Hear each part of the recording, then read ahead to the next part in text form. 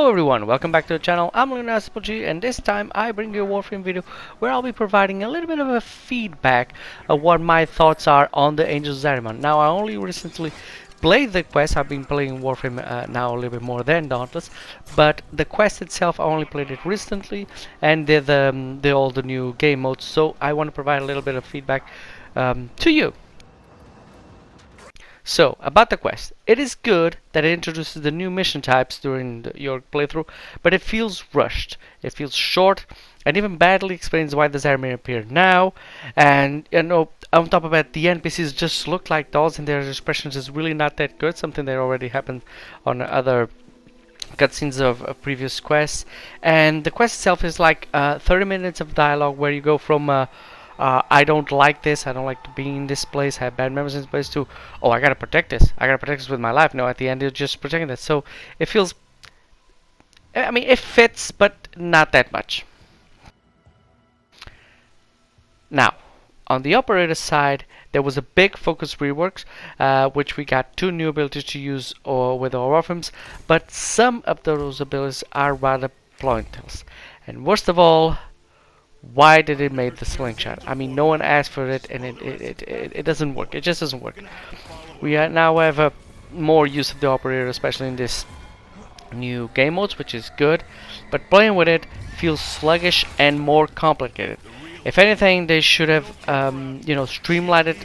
It was already streamlined, but they should streamline, use the abilities in that, and they did quite the opposite. In my opinion, slingshot at this point should just be removed from the game. Now, about the Eximus units, they are now a combination of nullifiers and arbitration drones. The projection of arbitration drone. I mean, they have overguard, which is super annoying.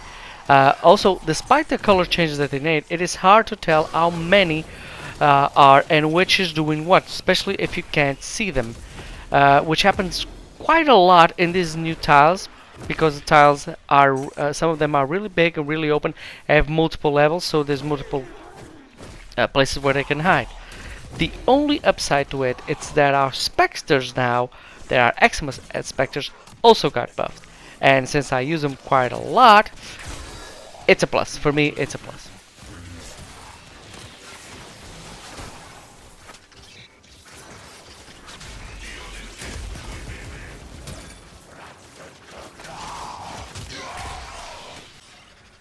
Now, on the new mission types, I'll start with Void Cascade. Void Cascade to me has a lot of steps. You go into Operator to close the fissures and release the Thrax Ghost, and then you kill it. Then you switch to your Warframe to protect the Exolizer. Other Thraxks appear. You actually have to kill or destroy the outer shell with your Warframe. Once they release that Ghost, again you switch back to your Operator and kill that Ghost. Now, this wouldn't be a problem with the old Operator because transfers was really fast, but in this case it's really complicated because you have a delay in the transfer, so it's not smooth gameplay. And I would assume that the Exolizer meter would be going up, that little yellow bar around it, but no, it's actually going down. And unlike extractors, we have no way of see the progress of this the Exolizers on screen. So I have to constantly move around, to look at them directly. And I was under the impression that I was filling them up because I was killing enemies and feeding them with that yellow thing. And no, I'm actually putting it down, so it doesn't feel like it should be that way. It should be by the reverse. Void Flood is really bad. It is to me the one which is the most flaws. The meter that is on the left that I thought I would have to fill actually has to be kept down. My orb on the left is barely visible since it's behind that meter, so I cannot see how full it is, or just not have a good look at it how full it is. I also cannot see if I grab the floating orbs or not, since they don't move, and not even with a small universal vacuum that we have, or change color. So I always have to look back to see if I got it or not. Furthermore, why am I filling something that apparently has to be empty?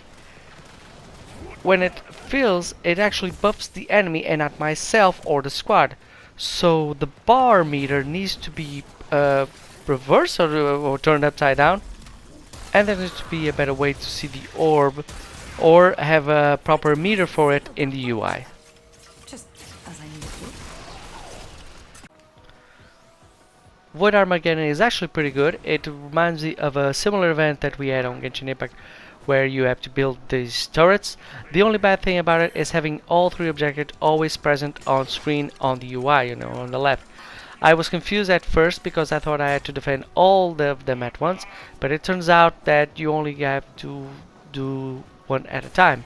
You defend the finger only if the other two fail. I think only the active objectives should be appear in the UI, but if you need all three, you know, you need to see their health bars just to see if you continue the mission another way or not. Then I would put the other ones that are not active in gray. Overall, the update has a lot, but it is full of flaws. From operator user steps being added, to the Xmas now forcing us back into the buff Warframes and high DPS weapons. You know, the Warframes, the Naros, the Rhinos, the Chromas, and the weapons being the Kuvo, the Tenet weapons. Who knows? Maybe someday you'll. Also, the Zariman has the same tile everywhere. It's different from the other ones. The other factions have, you know, the ships, the planets, and the open world. This is just always the same. I mean, they could have made a little difference, like, you know, this is the engine bay of the Zariman, this is the quarters, this is the garden.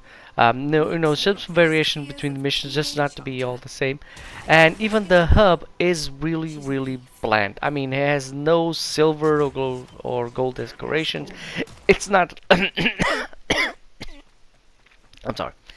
It's not light up differently from the others. It's still very dark. I mean, in my opinion, they should put, you know, a little more light there, a little more life there. They could add some of the ghosts that we also see in Lua, the Orcan ghosts, you know, those lights floating around, those persons floating around.